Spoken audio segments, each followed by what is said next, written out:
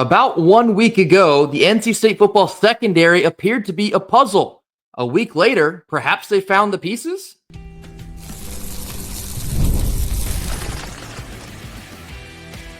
You are Locked On Wolfpack, your daily podcast on the NC State Wolfpack, part of the Locked On Podcast Network, your team every day. What's up, Wolfpack Nation? It's time to get locked in with Locked On. Thanks for making Locked On Wolfpack your first listen each and every day. We are free and available wherever you get your podcasts and on YouTube, part of the Locked On Podcast Network, your team every day. Our Monday sponsor is Game Time. Download the Game Time app, create an account, and use code LOCKEDONCollege for $20 off your first purchase. Happy Monday to all. As always, I'm Grayson Boone, joined by former Wolfpack defensive tackle Kenton Gibbs. Kenton, we talked a lot about the 4 defensive backs that entered the portal right up against that deadline about, 2 weeks ago now. That was Bishop Fitzgerald, John Boykin, Tamarcus Cooley, and Brandon Cisse. But now fast forward, 2 weeks later now, NC State has recovered and went out and picked up Jaron Sensabaugh, a corner from Missouri, Jamel Johnson, a corner from Temple, J.J. Johnson, a safety from Georgia State, who we're going to focus on right here. And we're also going to reintroduce, because we've already talked about it, the idea of Shawn Brown bumping back to safety from linebacker. So we will start here with J.J. Johnson. He was an announcement over this past weekend, committing to NC State from Georgia State. He has 1 year of eligibility remaining. He spent 3 seasons with the Georgia State Panthers. Based on what I've seen from J.J. Johnson here, he reminds me a lot of Poogie Kennedy, who joined the Wolfpack from Old Dominion. I guess that was 2 years ago now. I see a lot of Poogie in J.J. Johnson. And if that's the case, NC State just got a hard-hitting safety. Yeah, he's definitely a guy that can come downhill and make big plays. But what I see more than anything else out of Mr. Johnson is experience. Somebody who has seen a lot of football, somebody who has played a lot of football. And you could make the argument that, this isn't, he didn't play at the highest level or whatever the case may be. But I will say, when Georgia State was asked to play against, quote unquote, those big name teams and all that good stuff, he did just fine. Like, this isn't a situation where all of a sudden the lights got really bright and he was just like, hey, I don't know what y'all want from me. I don't know what y'all think this is, but I'm not him. I'm not that guy. No. He really was that.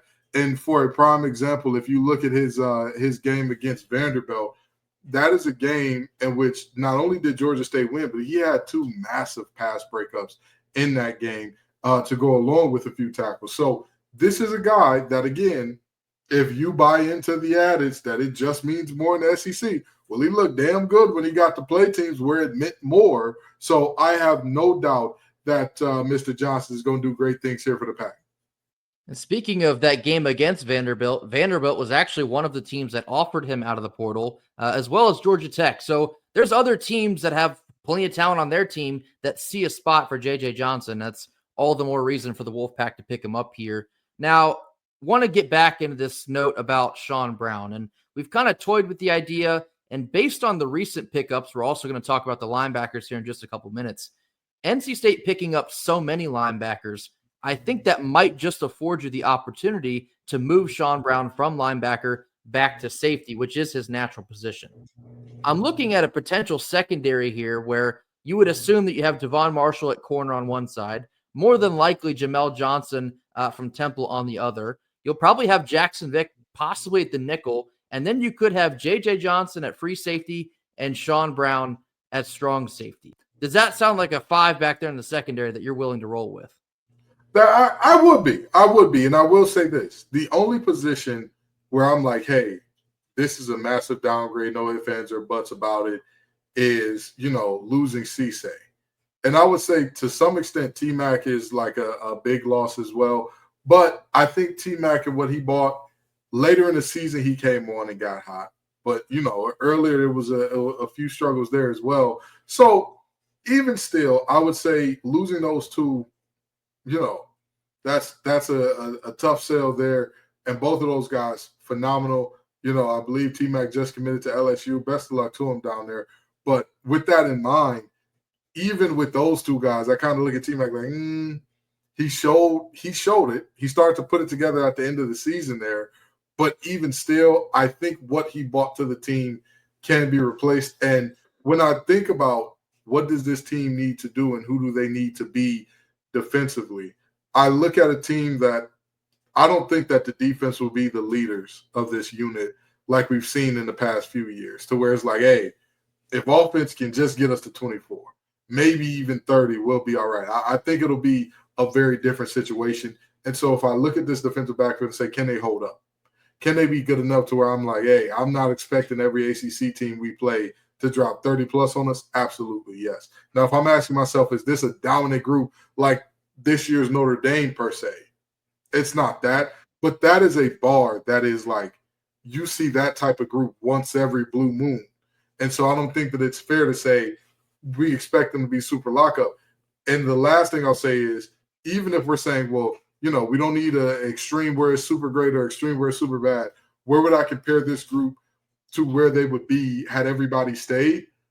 I'd say I see a slight drop-off, if anything, a slight drop-off. I wouldn't say a massive, like, oh, man, as a group, we are so cooked. This is totally different ball game. This is like they're playing different games. I wouldn't say all that. What I would say is it's a slight drop-off, but I think that this group that we're bringing in and going to field next year is talented enough to make really good things happen. Yeah, and much of this is obviously still in the oven anyway. We don't have a real read on this. Probably won't get a real read until maybe the spring game. And even at that, you only have limited amount of take that you can take from that tape. But Shawn Brown here real quickly, before we were discussing this before we jumped on here, you made some sense about why it might make sense for Shawn Brown to bump back to safety. What were your thoughts on that? Yeah, so Shawn Brown's listed at 207, which I think is about accurate. He may be a little lighter than that, but one thing that I know is in a hybrid 3-4 system, you're going to see more unfettered guards getting to your will linebackers than you would in most other systems, especially in the 3-3-5, where you're generally going to be coming downhill attacking right away anyway. And I'm not sure if a 207-pound linebacker is exactly the ideal situation for that.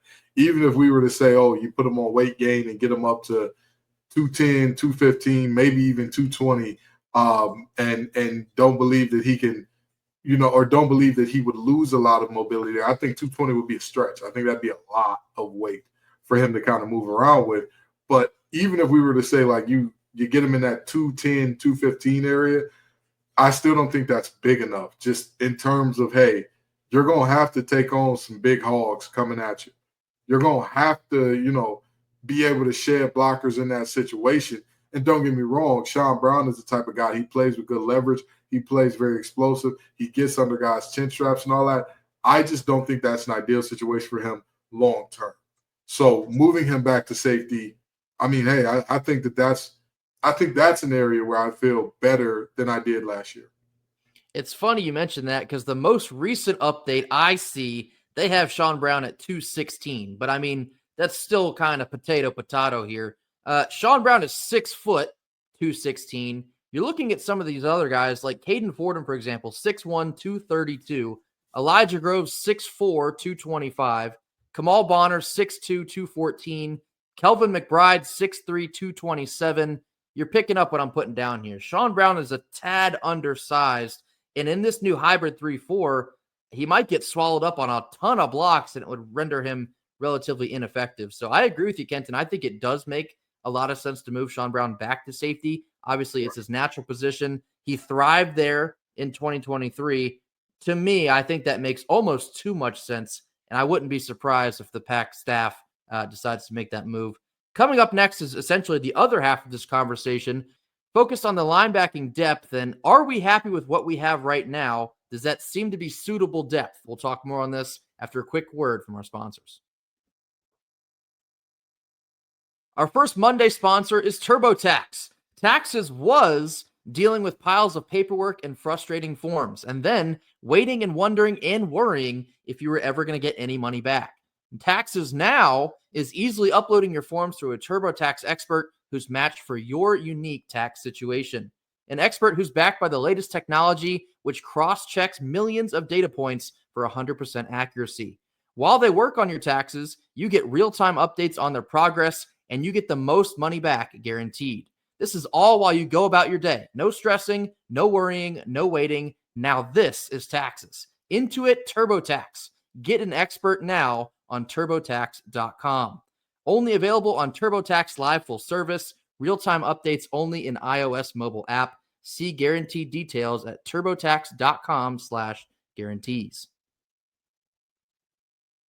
Middle portion of our Monday show, transitioning now to talk about the linebacking core. Kind of already hinted about it in the first stanza there, but if you do perhaps move Shawn Brown from linebacker back to safety, the remaining linebacking options are Caden Fordham. Keep in mind, Caden Fordham just tore his ACL. I think that was in like early October.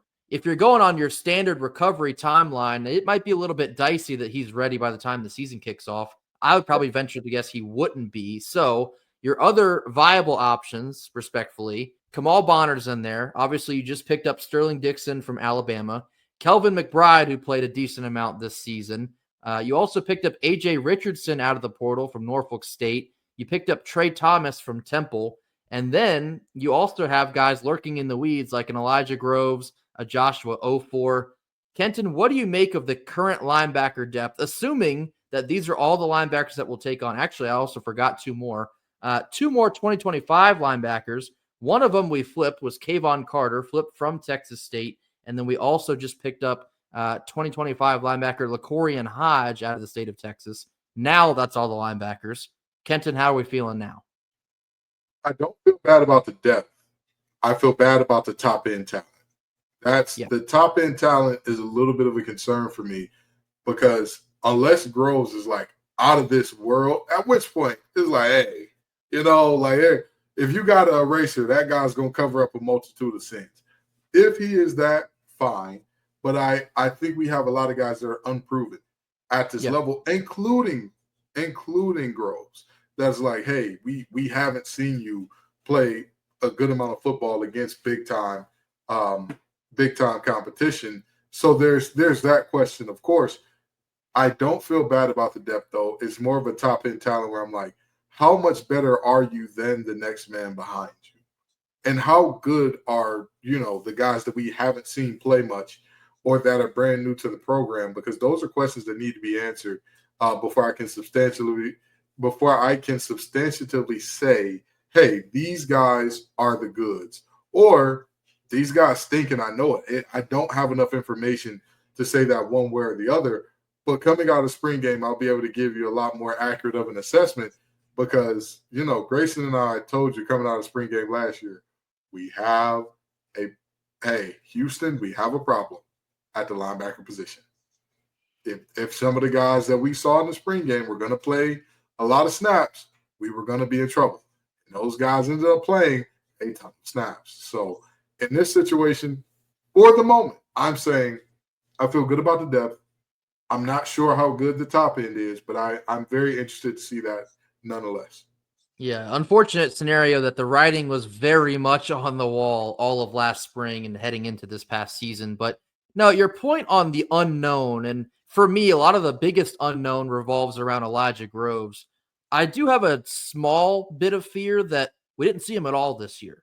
When your linebacking core was, so lackluster, and then you also have the coaching staff there in the bowl preparations, name guys like Elijah Groves that are vying for more playing time, and then never saw him in the bowl game.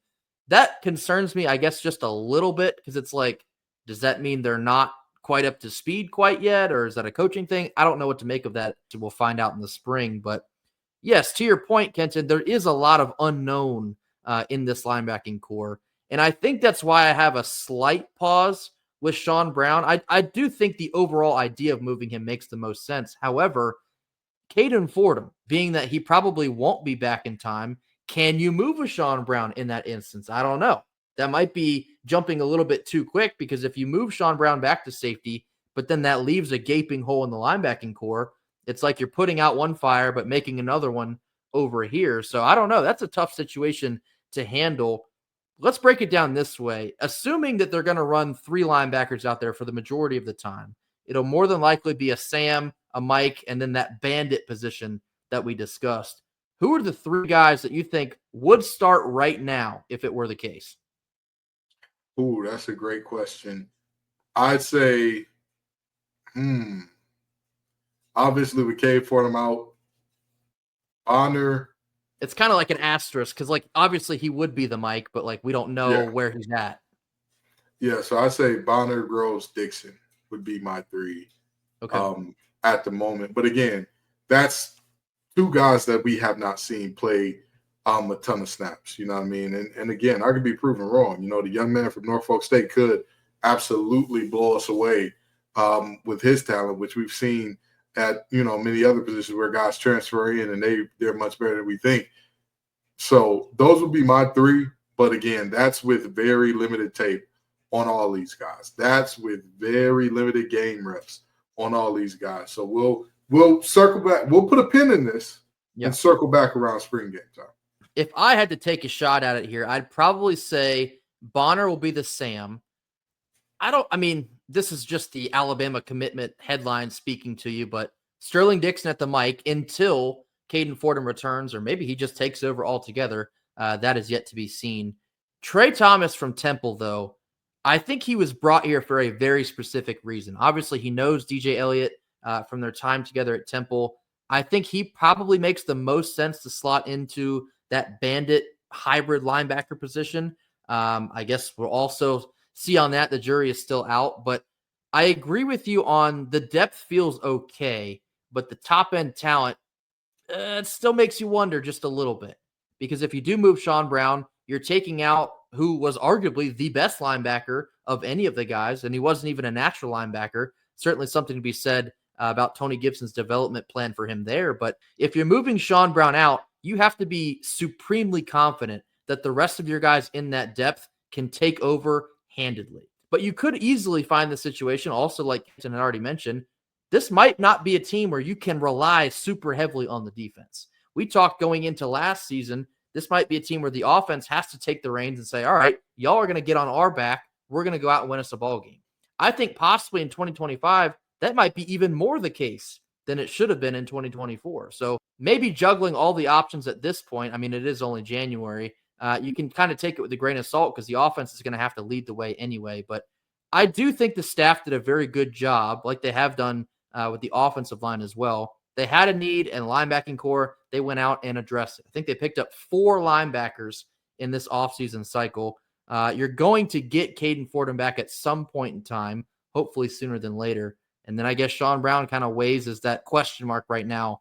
I think he still makes more sense to move back to safety, but that is what it is. So feel free to tell us what y'all think about the linebacker depth.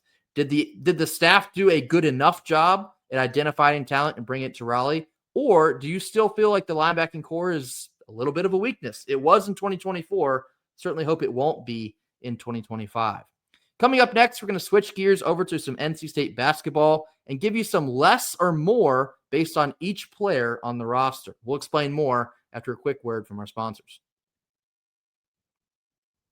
Second Monday sponsor is Game Time. The new 12-team college football playoff has been incredible to watch, and sadly, there's just one final game remaining. If you're in the market for making it all the way down to the national championship in Atlanta, waste no more time and get over to Game Time. Game Time has a new feature called Game Time Picks and makes getting tickets to all of your favorite live events easier than ever before. It filters out all of the fluff to show you only incredible deals on great seats, and you won't have to waste time searching through thousands of tickets. The curation of the Game Time app makes it easy to save more on sports, concerts, comedy, theater, you name it, hockey, Carolina Hurricanes, you name it, they got it. Toggling the all-in pricing feature on the app will show your total upfront, so you receive 0 surprises at checkout. And as always, you get that panoramic view of your seat in the app before you buy, so you know exactly what to expect upon arrival. Take the guesswork out of buying tickets with Game Time. Download the Game Time app, create an account, and use code LOCKEDONCollege for $20 off your first purchase. Terms apply, and again, create an account and use redeem code LOCKEDONCollege. That's LOCKEDONCOLLEGE, Locked On College, for $20 off. Download Game Time today. Last minute tickets, lowest price guaranteed. Last couple minutes of our Monday show, obviously still picking up the pieces from an extremely disappointing loss to Dirty Foot Club in basketball on Saturday, 63-61. To be honest with you, I don't really want to talk much more about it here on Monday. It sucks. It sucks every time something like that happens. much less to those guys. It absolutely sucks. Not going to focus on the game, though, because we are at the midpoint of this season. We're 9-7 overall record. Clearly, things are not going well. We find ourselves in this predicament yet again. But what we're going to do here, we're going to do a little bit of an exercise. We're going to make our way down the roster, and we're going to explain something we need either more of from that player or less of from that player. Now, completely subjective. We're being as respectful as possible. We also encourage y'all to share your answers in the comment section as well. We'll go ahead and get started. I'll just work my way top to bottom. We'll begin here with Marcus Hill. Kenton, what is something you need more from Marcus or less of from Marcus? I'm going to go with dribbling, and I need less of it from him. And okay. I understand that his game is about getting in the lane, getting downhill, and that requires a lot of dribbling.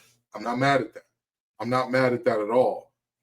But and also, I understand that the player movement has not been to an elite level to where there's always a cutter. There's always somebody that's in the spot to be hit to knock down a big shot. And even when guys are open, they're not knocking down the shots right now.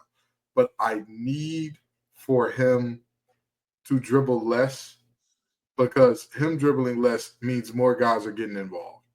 And hopefully those guys that are getting involved will be doing so meaningfully.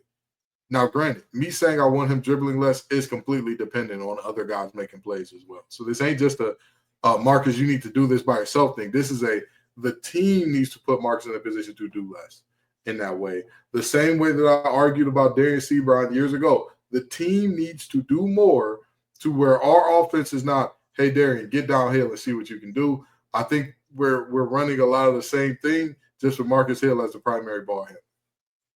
Marcus Hill is actually a tough one for me to answer, but I'm going to go with less in the mid-range, like less jumpers for Marcus Hill. And that is a tough ask because he is shooting over 50% on the season so far. He's our leading scorer. He's had the most hustle, the most heart, seemingly doing the most everything. He had our first 10 points, for Pete's sake, against Carolina the other night in the first 10 minutes. He's kind of your do-it-all utility knife. So it's really hard to think about something you need less of from him. And obviously the answer is we need more from everyone. But Marcus Hill shooting that mid-range, when he hits it, I'll keep my mouth shut. It's just the least efficient shot in basketball.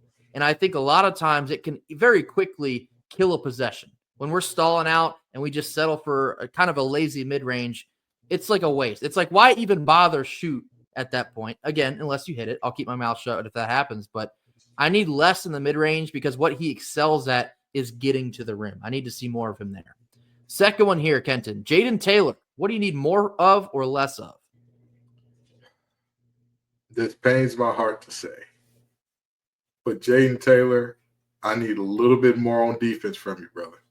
I need a little bit more on defense. And I say that because I need more defensive versatility. He's been good, but I need you to, whoever their best scorer is, unless it's a post guy, I need you to be a neutralizer. I need you to be a guy that's like, oh, Ian Jackson has hit a couple threes.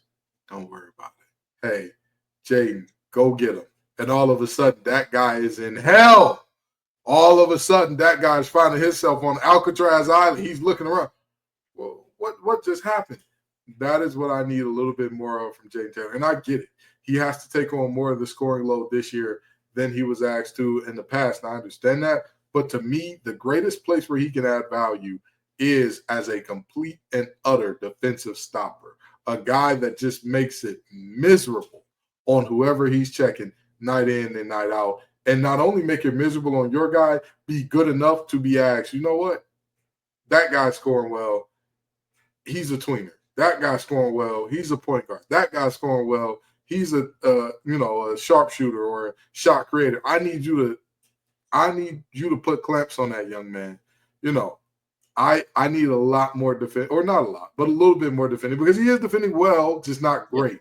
Just not a level where I'm like, that's what I want to see. That's the depoy guy that we were looking for. Apologies in advance, but I'm going to cheat a little bit on this one in particular. I need less ball handling from Jaden and more spot up shooting. And I think that obviously that's going to take more people factoring into that equation, but it's a tough situation that Jaden does have to shoulder more of the scoring load, like Kenton just noted there, because nobody else is really able to do anything. It's A lot of times it just falls on Jaden to make something happen, and that's not the best version of this team. Now, Jaden is shooting the second best three-point percentage on the team, 36.4%. I think NC State needs to find a way to get more of that. Take a little bit less of the pressure off of him to have to create by himself. And this is one of my most constant complaints about Jaden Taylor. I think he can be very useful. It's just that him having to have to feel like he has to do everything, it never works out. There's turnovers, too much dribbling, wasted possessions, the whole 9 yards. I need more of Jaden Taylor to be a spot-up 3-and-D guy strictly.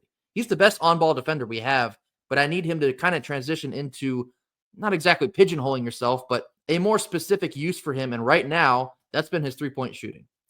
Next one here, Dontrez Styles. I think this is a tough one as well. Dontrez Styles, what do you got? I need more shooting. I need you to chuck it. I look at him a lot like I can't remember the young man's name right now, but there's a player from NC State. He came from Nebraska, and he was shooting a hellacious. I believe it. Yeah, but it was probably Allen. And I was like, dude, why doesn't he shoot more? What is happening? Why can't we get him to shoot? I am begging. I am literally pleading for this young man to shoot more. And here's why I say that. When I look at Dontrez Styles and I say, what has he been on this season? What can he do as a player that's going to positively impact this team? You talk about, he's struggling right now from deep. And when he's struggling right now, most people say, stop shooting. No, we know what you're capable of. We know what you can do. Teams are just, kind of keying in on you a little bit, but also sometimes you go through those shooting slumps. Keep damn shooting. Shoot or shoot, brother. Shoot or shoot, okay? And the minute that you stop shooting is the minute that cold streak gets prolonged because you never find that swagger back. Keep shooting it big time. Yeah, I agree with you. I think Dontrez has the capability to be one of the best shooters on this team. Obviously, just got to sink those opportunities when they come. Dontrez Styles, for me, I need more physicality. And I know he's an undersized 4, and that's a tough task.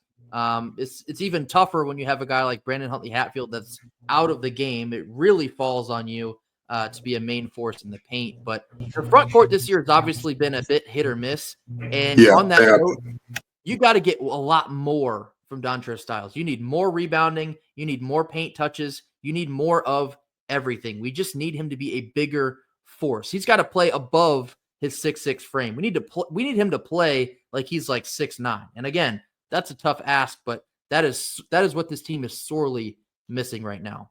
Keeping this thing moving here, Ben Middlebrooks, what you got? I need less shooting. I need the exact opposite of what I asked for Dontrez Styles. My brother in Christ, don't you step your behind out behind that three-point line again. Don't do it. Don't. And here's my biggest reason why I'm saying don't do it. It's not just about, I don't like bigs who shoot threes or anything like that. It's not just about that. It's about the fact that I need you as one of my bigs, as the guy that we call Mr. Benergy. I need you to display that. But you know what makes it really tough to display that? When you are constantly stuck playing on the perimeter. He is doing so many things in the paint at such a high level. That only happens, and you only increase that by being in the paint more. You know where that Benergy pays off in spades? On the offensive glass. You know what prevents you from hitting the offensive glass? Being out at the damn three-point line. I need you to stop shooting that shot, Ben. I know you practice it. I'm sure in practice you are Steph Curry out there. The unfortunate reality, game time does not present in that same way. Okay? And again, this is not to say that, he's a terrible player or anything like that. Fun fact, he is shooting a higher three-point percentage on the season than Dontrez Styles. However, they're two very different scenarios. One of these guys, people are kind of like, he's self-check. I'm going to let him handle that on his own. The other guy, people are like, no, we need to close his airspace. I'm telling you, there's nothing wrong with getting your behind in that paint and making things happen, muddying it up, making people fight, scratch, and claw for every rebound. You said exactly what I was going to say, and even better than I could have said it. Less shooting, more Benergy. That's really all there is to it. Moving forward here, Brandon Huntley Hatfield. What do you got? Well, I know that Dorothy and the Tin Man and the Scarecrow aren't out here. I know there's no yellow brick road that leads to the Lenny. But, brother, I need you to go get some heart. In my mind, Brandon Huntley Hatfield was going to be the most physical guy on the court every time he was out there. That was the expectation. Averaged 8 rebounds a game at Louisville. Now we're down to about 4. Brother, I need you to go see the Wizard. Go get you some heart. I need more heart. I need more intensity. I need more passion. And granted, I understand that he's dealt with a nagging injury and all that good stuff. I get it. Trust me, nobody understands the ills of having injuries and having to play through them and all that. The very few people understand that like me. That still does not give you the right to, or that doesn't mean I'm going to give you a pass for not being physical. If you can't be particularly physical, get off the court. Let Ishmael Diouf give his best shot at it. Let Ben Middlebrooks have his best shot at it. But right now, what I'm seeing from this young man, I cannot. And when I say I cannot, I literally mean it is sickening me to have to stomach that type of drop-off in terms of production. And it's not just in terms of the rebounding either. And I get it. You're on a better team, so you're going to be scoring less. But to go from 13 and 8.5 or 8.4 to 6.7 or 7 and 5.4, that's deeply disappointing. Yeah, we're in lockstep again on this one. I think heart is the correct answer on Brandon Huntley Hatfield. And I'm not trying to get on. I'm not trying to take shots here from 1,000 miles away, but Brandon Huntley Hatfield was supposed to be the most physical player. He was supposed to be one of the most gifted players that we got out of the portal. And he just has not reached that mark yet. And it's killing this team right now. It really is. We needed to get a killer in the front court to throw alongside Ben Middlebrooks. And Brandon Huntley Hatfield just hasn't quite been that killer. He's not rebounding enough. He's not scoring enough. He's not playing good enough defense. It doesn't seem like he's communicating well enough on the court. It's kind of a mixture of everything all in just one pot right now. You have to find a way to get more heart out of a kid like this. Perhaps you can see a little bit of a shift in this team, but if you don't get it, then yes, you're going to keep going down this yellow brick road, but it's going the wrong direction. And that's not one that we can all afford right now. 2 more here. It's MOC and Breon Pass. We'll lump them together. And I think everyone else on the roster, that's Trey Parker, Dennis Parker, Ishmael Diouf, and Bryce Hurd, and Paul McNeil, I think you can just say you need more, period, because we're not even seeing them. So MOC and Breon Pass, we'll lump them together real quickly. What do you got? So for Breon Pass, I need more playing time and a little bit more on defense. Those are 2 things that I would say, hey, I need more of on Breon Passes from, because I think he's phenomenal when he's on the court, but he's not playing enough, and I think that he has the capability. Again, this is a guy who played corner at a very high level. That tells me something about your footwork. That tells me something about your ability to match and predict where other people are going. I need more on the defensive end there. And with MOC, I need more confidence. I'm okay with you missing. I'm okay with you not having a great time out there. I'm okay with you going through a slump. It seems to me that the confidence has been taken away from him, like how Ursula took the Little Mermaid's voice in order to give her legs. It just seems to me like there is something. There is that, if we're talking Powerpuff Girls, that Chemical X is missing. It's not there right now. And I that confidence to me is most likely that Chemical X, because he doesn't look sure. He doesn't look like, I'm doing this, and that's all there is to it. Even when he's wide open, there's a hesitation to shoot. Even when it's a guy that's not a great defender, there's a hesitation to say, you know what, I can blow by him and make something positive happen. So I need more confidence out of him. I need more playing time for Breon Pass. Yeah, you and I are doing that thing right now. We did not rehearse our answers as we often do with these types of things. For Breon Pass, I need more defense, because better defense will earn him more playing time. And more playing time gives him more 3-point attempts, something this team badly needs right now. So yeah. I think if you can get more from Breon Pass, and I think that you can, I think that you absolutely can. Kenton just spoke to the type of athlete that Breon is. I expect to see a lot more of Breon here as this season progresses. I mean, you can't, not so much on Saturday, but last week you saw Keith kind of go more toward Breon late in that game. I think that's a trend that you'll see continue. Yeah, and for MOC, more confidence. We need postseason MOC back because that guy was dripping in confidence. He was not afraid to walk into a three and bury it. He was not afraid to take you to the rack and earn an and one. He was even playing solid defense in that tournament, or both tournament runs. We need that version of MOC back. And I still think he's in there, but we got to find a way to get that confidence back out, because when he is a confident leader and he's a confident point guard, that feeds into the entire team. That will affect every single person. The whole operation runs smoother when he's cooking. The whole operation gets smoother. So I think that is an excellent answer for both Breon and MOC. As previously stated, I think the rest of the guys on the roster, you just need more, period, because we haven't seen enough of them to really give them any other answers here. But that'll do it for us here on Monday. As always, thank you all so much for joining us. Be sure to hit that like button, drop your comments in the comment box, mash that subscribe button if you have not already. We'll see you right back here tomorrow on Tuesday for more. And until then, go Pack. Go Pack.